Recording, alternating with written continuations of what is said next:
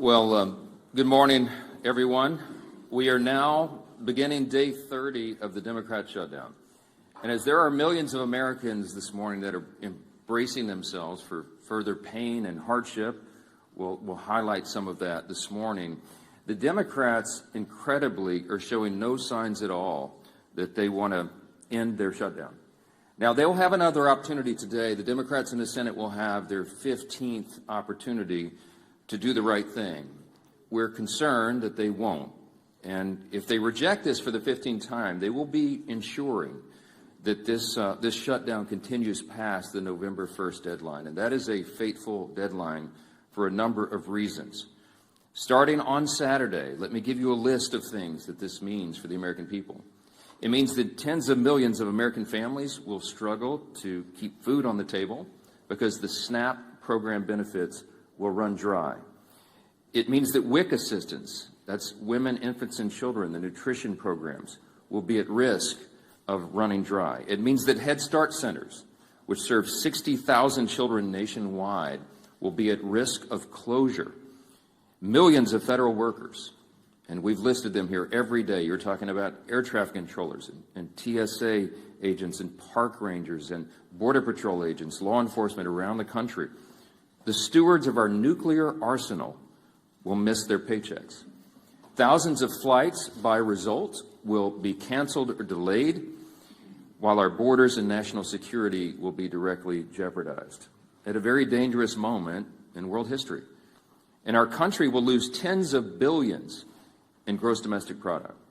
With each passing day, the pain gets more real, and the Democrats are guaranteeing when they vote to reject our clean funding resolution. We expect they will do that again today for the 15th time. They are showing no shame whatsoever in their actions. Now, just as we clearly know what is happening, which we've recounted here every morning, the American people can never forget. We also clearly know why it's happening. And I brought a few friends. We brought some colleagues here from the state of New York and New York City to share with you about some of what's going on here. Back in March, this is very clear what happened. Let me summarize very briefly as I can. Back in March, Chuck Schumer voted for the clean CR, the same measure that's on the floor now. He did the right thing, and he went on the floor of the Senate, and he gave an impassioned speech of why we could never inflict all this pain on the American people. He meant it from his heart, and he was consistent in what he had done over his 44 years in Congress, always voting to fund the government. But when he did the right thing in March, he received an onslaught of criticism from the far left base and the Democrat Party. He almost lost his job. Many of you wrote about it.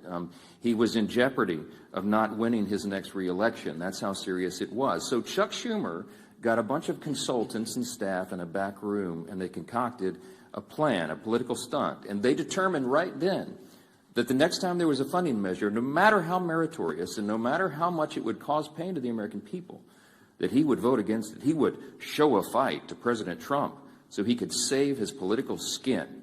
It's exactly what happened. He did this so he could prove to his base that he's showing a fight. And as a result of this charade, he has brought the Democrats to their lowest point in decades. Literally, the Democratic Party has its lowest approval rating. Democrats in Congress have their lowest approval rating ever in the history of polling. The labor unions, working class Americans, independents are fleeing his party, and they are coming to the party of common sense because they see us here trying to solve these problems. They see us here voting over and over and over to fund the government and give them their paychecks, and they see the Democrats dug in against it. And now Chuck Schumer is desperately trying to cling to power. Unfortunately, when you make decisions out of fear and political desperation, you have already lost control. And the new power center in the Democrat Party is one that should frighten every common sense American. The radical socialist wing is rising. It is led by people like AOC and Bernie Sanders. Hakeem Jeffries and Chuck Schumer know this. They're smart politicians in that way. They can feel the political winds, and they know that they have to continue to act belligerently in order to gain the favor of the far left. It's their own political survival that they have put in front of the needs of the entire country. Let me say that again. The Democrat leaders in the Senate and the House have put their own political survival in front of the needs of the American people. Exhibit A is Zoran Mamdani. New York City, America's largest city, the cradle of capitalism that has always been, is facing a real crisis right now. They've got a 34-year-old, unproven, untested socialist who looks to be the next mayor. He may well be elected. Mamdani winning New York City would be the biggest win for the Marxists, the socialists, in the history of this country. We have, to this point, in nearly 250 years, been able to hold off those kinds of ideas. We've been able to cling to the foundational principles of America, the ideas of individual freedom and limited government and the rule of law and peace through strength and fiscal responsibility and free markets and human dignity. All those things are in jeopardy when the Marxists take over. And it's the clearest sign yet that the Democrats' radical Marxist wing is winning the battle for control of their party. Look at where the energy is. This should be alarming to everyone around the country. Mamdani has, of course, called to defund the police, to abolish all prisons, to legalize prostitution. He lambasted the New York PD, New York Police Department, as a racist system. And you might have seen, if you in the media are covering this, but there was a new video uncovered from 2023, just 2 years ago, and he said, quote, "We have to be clear, when the boot of the NYPD is on your neck, it's been laced by the IDF. Look, it's a unique talent to merge one's loathing for American law enforcement with their loathing for the Jewish people. But this guy's, he's managed to do it. New York is just the tip of the iceberg. It's not isolated to America's largest city. It's other cities as well. Look at Seattle, where the leading candidate for mayor is an open socialist. Look at Minneapolis, where the sitting socialist mayor is facing a challenge from his left flank. And look here in Congress, where we have our own wing of Marxist acolytes serving here. Amazingly, the media is criticizing Republicans for fixating on Mamdani. I read some of that yesterday. This socialist uprising is something that we have a responsibility to call out and sound the alarms. That's what elected representatives of the people are supposed to do, and we take that responsibility seriously. And obviously, Mamdani is a big issue here in the halls of Congress. Why? Because the second highest ranked Democrat in the country, Leader Jeffries, endorsed him. They're making Mamdani a mainstream Democrat now. And this party has left the people. Of course, the press wants us to ignore Mamdani. Here it's an embarrassment because most of the press is on the side of the Democrats. They don't want us to talk about that, but we have to. Because by endorsing Mamdani, Hakeem Jeffries has endorsed and co-owned his positions, his past statements, his Marxist playbook, and everything else that that guy espouses. And so, too, does every single House Democrat who will be inviting their leader, Jeffries, to their campaigns and to their districts next year. Every single one of them at every campaign stop should be asked, what do you think about Mamdani? What do you think about his positions? While House Democrats court Marxists in New York, Senate Democrats have chosen to shut down the government over a totally clean, nonpartisan CR. It's the first time in history, in the history of this country, that any party has done that, has chosen, had the audacity to shut the government down over a totally clean, nonpartisan funding measure. They're bowing to the demands of their far-left base, and no one can deny that. The facts are very clear. The American people are intelligent. They understand what's happening here. We pray that the Democrats, at least a handful of centrists, if there are any moderates left in the Democrat Party in the Senate, we pray that they will come to their senses and they will do the right thing by the American people, that they will stop all the pain and that they will reopen the government. As I mentioned on Saturday, things are going to become very dire. There is one way out of this, the easy way, the obvious way, and that is for the Democrats to do their job and vote for the CR. Now, I mentioned we brought some of our good friends and colleagues here from New York to talk about the mess that the Democrats have created in the Empire State. Now, why are we focusing on New York? Because, again, it's a bellwether for the rest of the nation. If you're watching at home, you need to understand the dynamics of what's happening in New York, because you have to ensure that it doesn't happen in your city, in your town, in your state. And these folks are watching this, and they're fighting it. Our Republicans in New York are trying to hold the line. They're trying to defend what is great about this extraordinary and exceptional nation that we have. But they have a lot of headwinds, and they're here to share how this reckless shutdown is impacting everyday New Yorkers. And I'm delighted to bring up to the podium, before we get our leadership reports here, one of my dear friends and colleagues and classmates back from the 115th Congress when we came in as freshmen together, Congresswoman Claudia Tenney, who is from the 22nd District of New York. She does an extraordinary job here for her state and for the country. Claudia, go ahead. Thank you so much, Mr. Speaker and my colleagues. I actually hail from the 24th District, a little bit of we've had some redistricting in upstate New York a couple of times, but I just want to say good morning and thank you again to my colleagues for being here. This is really important, and I wish I could say that I am surprised by what we're witnessing, but this is exactly what happens when the Democratic Party surrenders to its most radical fringe. Chuck Schumer and Hakeem Jeffries lack the political courage to stand up to the Marxist, anti-Semitic, anti-law enforcement base led by Mamdani now, AOC, and Bernie Sanders. Schumer and Jeffries are both weak leaders from New York, and specifically New York City, where they have never had to face serious political opposition and have enjoyed nothing but glowing praise from their friends in the media. They are ill-suited to lead the Democratic Party at the national level, which is on dramatic display with each passing day of this tragic shutdown. They have traded true leadership for appeasement, responsibility for disorder, and principle for political survival. This shutdown is their choice. They've surrendered to radicals funded by dark money groups pushing anti-police, anti-Israel, anti-American garbage. Now the country is paying the price. I served with Hakeem Jeffries in the New York State Legislature, sat right next to me. I've seen this playbook before, as have my colleagues in New York who also served in the legislature. It is the same corrupt Albany routine. Reward insiders, punish taxpayers, and blame everybody else. Today, it is something far worse. A movement run by socialist Marxist activists. I don't like to call them socialists, they're really Marxist. And extremist networks, and they have hijacked the Democratic Party. And as the Speaker pointed out, just look at Zohran Mamdani, a member of the State Assembly, by the way. He actually defeated a fairly liberal member of the Assembly, who is in a narrow election, but there he is in the State Assembly. He is the face of the new far-left coalition. And make no mistake about it, the new leader of the New York Democratic Party. His campaign is not grassroots. It's bankrolled by Soros money, radical clerics, and communists working together to push a Marxist agenda in America's largest city.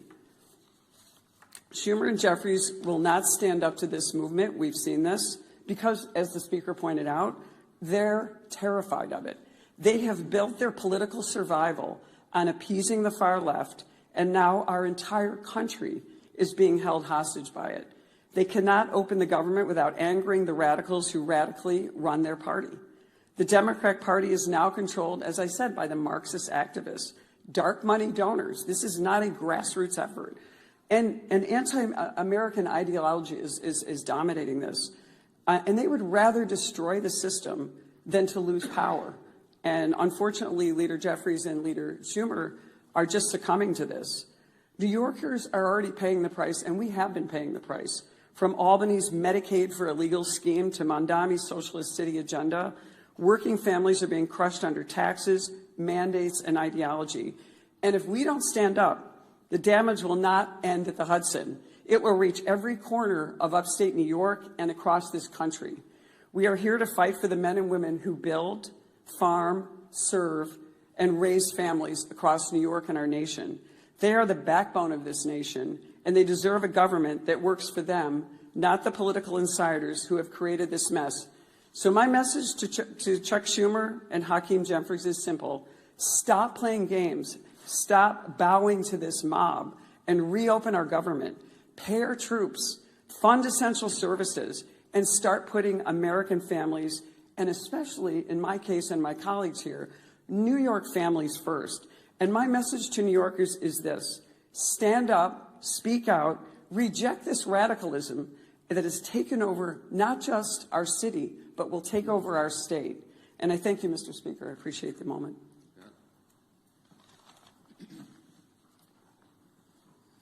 Well, thank you, Claudia, and my other colleagues from New York for coming. And it's so sad to see what's happened to that great state of New York. But if you go back to November, when President Trump won an overwhelming victory to come back as president, defeating Kamala Harris, winning every one of the 7 swing states. In those months after, what you saw was this internal conflict within the Democrat Party. Who is the head of the Democrat Party? You heard it over and over. Some people are trying to raise their hand. A very, very weak bench of failed leaders, primarily governors from failed states, wanting to jump ahead of everybody else and claim the title.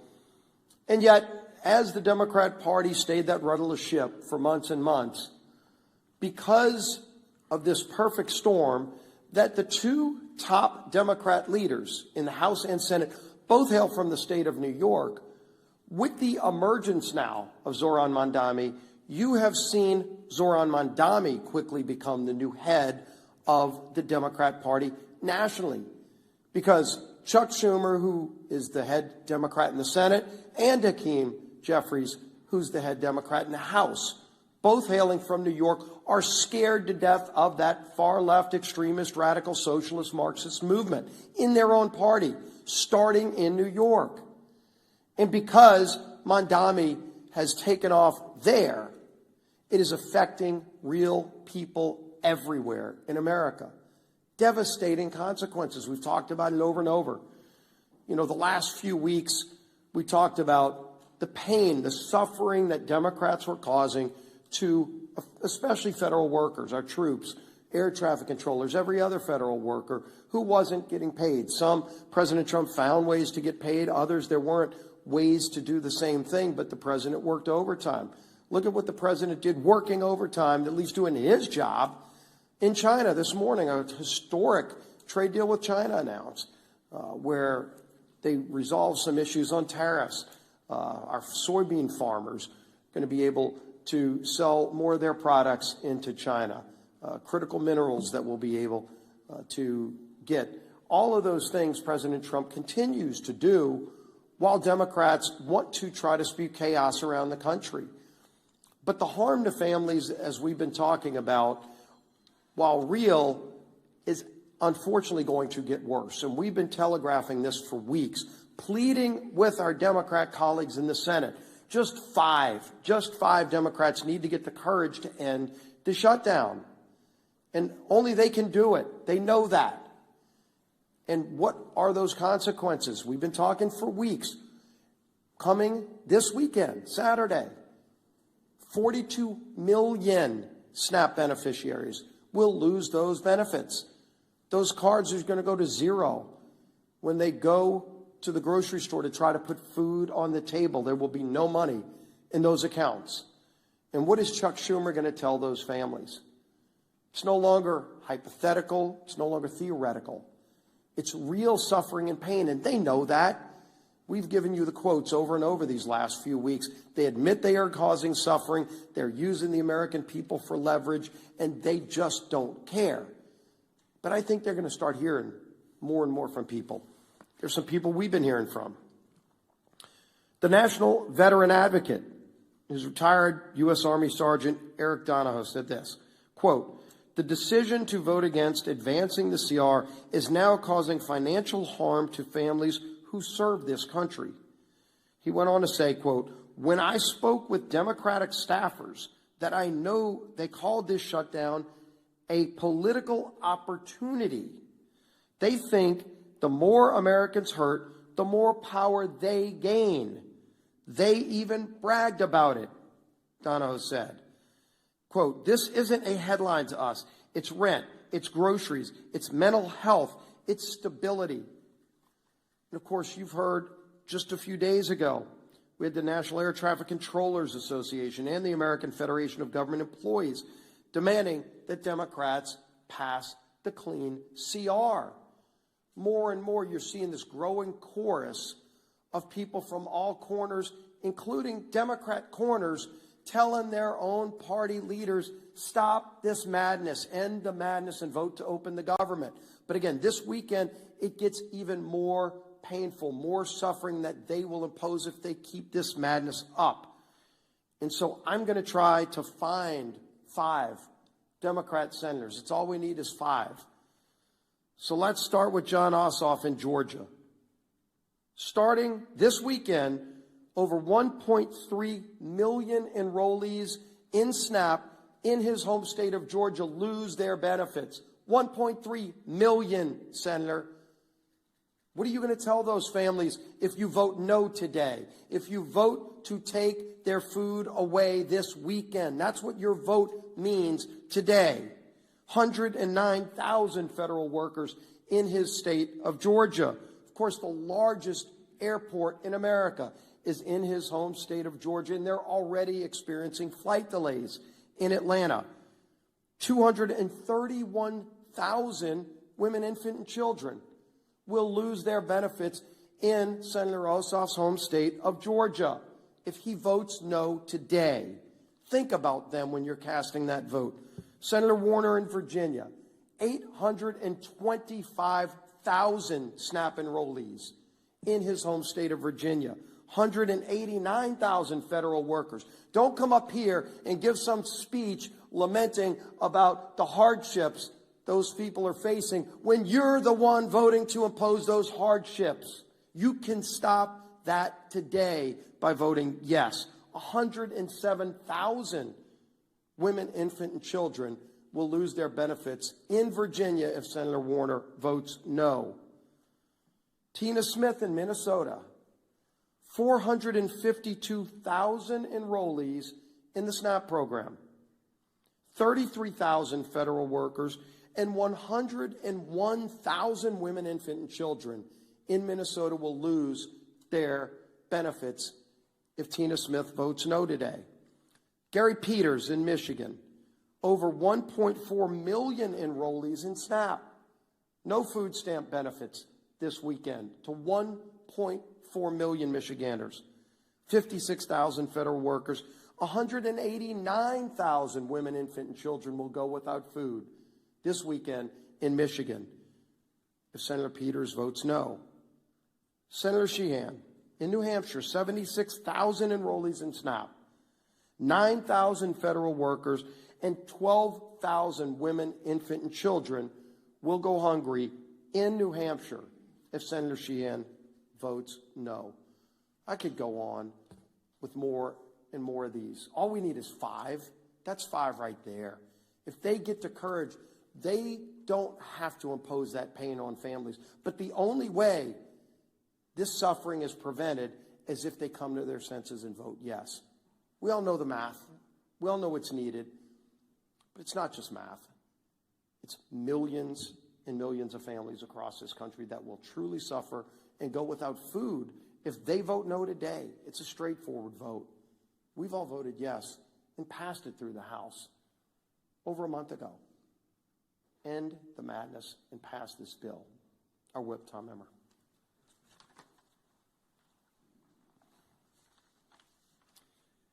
We are officially 30 days into the Democrats' needless government shutdown. 30 days that millions of federal workers have gone without a paycheck. 30 days that critical telehealth services and in-home hospital care programs have been put on pause for the vulnerable Americans who need it most. 30 days that our national security has been put at risk due to staffing shortages. Not to mention the SNAP benefits that you've heard our leader go through in detail that will be cut off for more than 40 million low-income Americans if the Democrats fail to reopen the government before Saturday. It's been 30 days of pure obstruction from Democrat lawmakers who care more about appeasing the radical Mamdani and Omar Fata wing of their party than reopening the government for the people they were elected to serve. Americans are hurting. Families are turning to food banks. Major airports are issuing ground stops. But the Democrats don't care. In fact, they've orchestrated this chaos by refusing to support our nonpartisan government funding bill 14 times now. And for what? So that they can kowtow to the people like Kami. And I will just say to my great friend and colleague, Claudia Tenney, socialists are now the moderates in my grandfather's Democrat Party.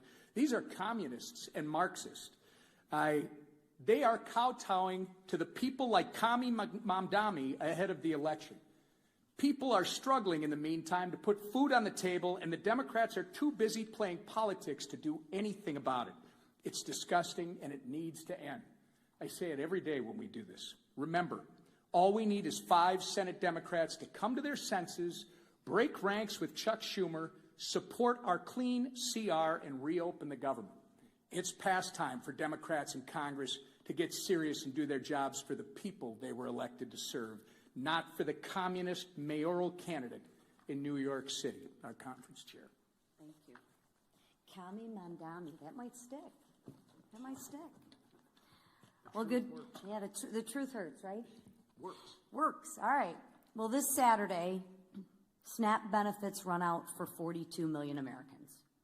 42 million Americans, the SNAP benefits will run out.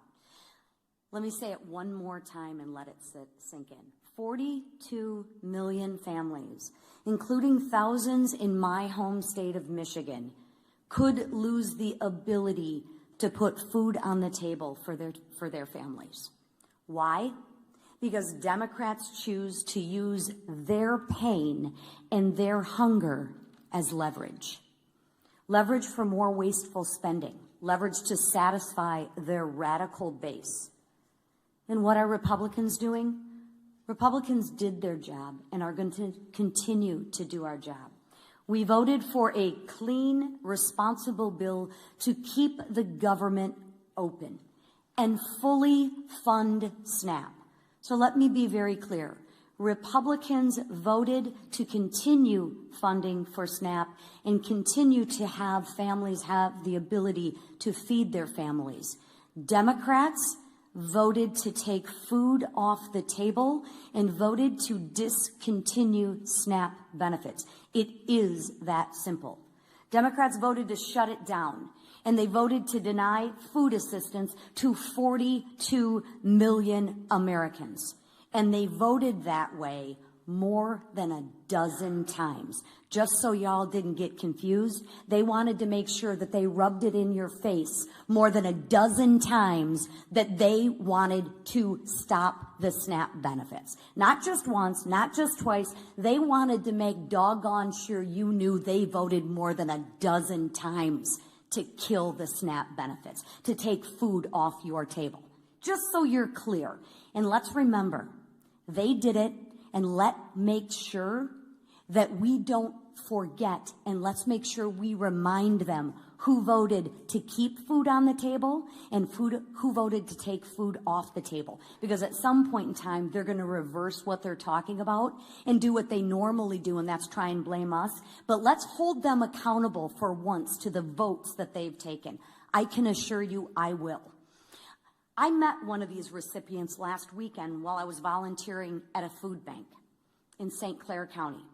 His name was Jim.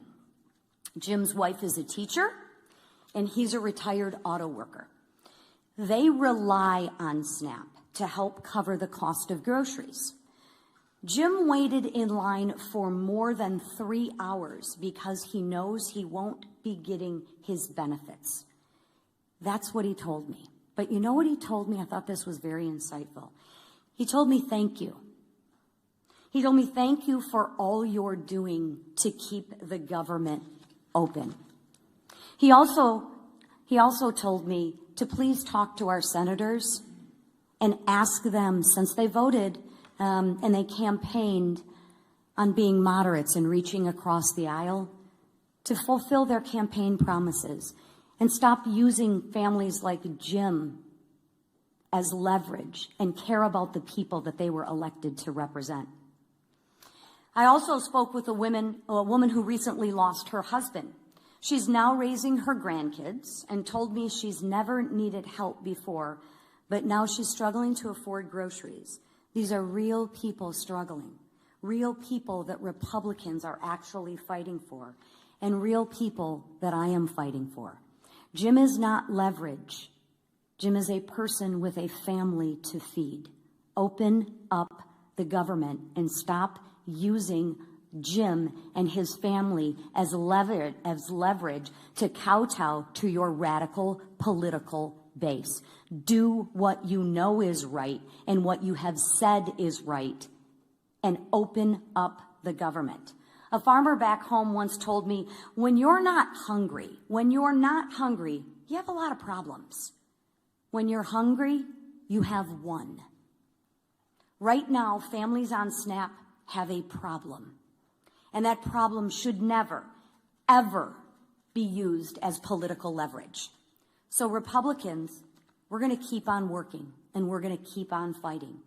And you know what? We will keep showing up.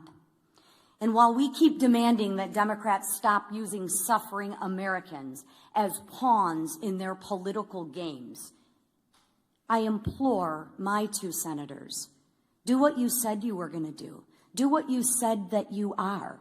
You've reached across the aisle. You're moderates. You care about people. Well, show that in your actions and vote for a clean CR for families like Jim who you represent. Please, they are counting on you. And every no vote means that you are keeping food from their table. So please, it is time to pass the clean CR and actually put the people who you represent, Americans, first. Thank you. We'll take a few questions. I just want to thank again our colleagues from New York, LaLota and Lawler, Garbarino, Langworthy and Tenney. It's a difficult job to hold the line in that state, but they do it very, very well, and we're grateful they're there, and that there are so many common sense New Yorkers who still believe in freedom and in the greatness of America, and they keep sending us patriots like this to do the job. So we'll take a few questions. Yes, sir, Secretary. Thanks, Mr. Speaker. During the last shutdown in 2019, it was the first Trump administration, and they made sure that in the second month of the shutdown, SNAP benefits would go out. They had them sent early. Why do you think they shouldn't do that this time? Well, the president, this administration has done exactly what he did in the first term, and that is bend over backwards to make sure that we mitigate the harm. We explained here yesterday that any administration in a shutdown scenario has figuratively a control panel of pain dials. In the Obama administration, 2013, when they shut it down, they turned all the dials to 10. They wanted it to hurt. And so remember, famously, they put the yellow crime tape around the World War II memorial and prevented aging veterans from going and visiting these landmarks. They made it hurt. President Trump has done exactly the opposite. I mean, he's done everything he can. He's ordered all of his cabinet secretaries to mitigate the harm. So, for example, as you know, with WIC funding, they found a way to fund that with tariff revenue. We found a way to pay the troops once already in October, hopefully at the end of this month, by moving money around. But it's very difficult to do. Those are not inexhaustible funds. When it comes to SNAP, some of the Democrats have argued that you can use this contingency fund, but the truth is there's no legal mechanism to do it. Unlike with WIC funding that was attached to a 1930s-era statute that was related to tariff funds because it was related to nutrition and food coming over the border, there's no such legal avenue to give SNAP funding now. It doesn't exist. The problem is the contingency and the authority to do that was voted down in the CR when the Democrats themselves did it. So the president has lamented this. He has informed USDA and everybody. Do as best you can, but the money doesn't exist to do it. The simplest way to end the pain and the simplest way to make this stop is for the Democrats to do the obvious and right thing and vote for the nonpartisan funding measure so that we can turn everything back on. Then we will get back here, and then we will debate all these other extraneous issues. But right now, the first job of the government is to keep it in operation and take care of the people who depend upon all these services we've articulated today. It's nonsense, and it has to end, and you should be asking them the tough questions, why they're willing to inflict this pain on the people for their partisan political purposes. Yes, ma'am. Mr. Speaker, some more moderate senators, Senators Murkowski, Peters, and Shaheen, have said the discussions on how to end the shutdown have picked up this week. Are you writing on those? How do you feel about them? And specifically, how do you feel about the idea of ACA subsidies working as a commitment? ACA subsidies working. Look, I'm not surprised that the conversations are turning up in earnest. I mean, when you're talking about the handful of centrists and moderates that are there, they feel the pressure of this. You have all the major unions now coming out, as we've noted, demanding that they do the right thing and get the paychecks flowing again. You have flights being delayed and canceled. It harms people on their nutrition and their food and everything else. And so this is not a surprise to us. We welcome them doing the right thing, but again, we don't have anything to negotiate because we didn't put any partisan Republican priorities on the CR at all. I don't have anything I can pull off of it to make it more palatable for them. So our urge and our plea to them is just do the darn right thing and open the government. And then we'll figure all the rest of these things out. We were always scheduled. We were always planning to have the debate about the COVID-era subsidies and all these other issues in October, November, December. The COVID-era subsidies don't expire until the end of December. There are all sorts of discussions going on about that, all kinds of ideas. I could give you dozens of them that have been collected just in the House Republican Conference. There needs to be massive reform. There need to be income caps. There needs to be the elimination of fraud, waste, and abuse in that program, which we think is rife in it, and many other things. So there's informal working groups going on as we speak. There's discussions being had amongst all the members. But we've got to get the lights turned back on here and get the services provided to the people so that we can come here and do the rest of the legislative job. Yes, ma'am. Would you be willing to fund part of the government for the full year, as some of the senators are discussing, without a CR to open them? These rifle shot bills that you keep hearing about deviates from the goal. We have one singular purpose, and that is to reopen and fund the entire government. The Democrats do not get to shut down the government and then make the decision on who's more important than the other and which little thing they want to fund to relieve their own political pain. We have one purpose, and that is turn this thing back on. And all those other efforts are deviations in its political games. They're trying to cover their own tails now because they know they have inflicted this pain. I'm going to remind you again 14 times. I bring my chart in every day. I'll bring it back tomorrow because I want everybody to remember. Republicans have voted 14 times to fund the government, and the Democrats have voted 14 times to close it. They are imposing the pain, and now they're feeling a little pain themselves because people are starting to let them hear about it. They better do the right thing. That's all we can say. Yes, ma'am. Mr. Speaker, you mentioned today that the Senate's going to vote for the 15th time. Senate Democrats are supposedly. The Senate's actually not voting today on the CR to fund the government. Do you agree with Leader Thune's decision to let Democrats sit with this over the weekend? They're not voting today on the CR, so SNAP benefits are going to lapse. They're not taking that vote today. Well, Leader Thune was pretty upset yesterday. We've all seen the video. Mad John on the floor, and it's appropriate. When we come in here and do these briefings, I can empathize with them because we're happy warriors. I like to come in and have a good time in press conferences and tell you good news and all of that. But this feels very much like in my state, Louisiana, is a hurricane state.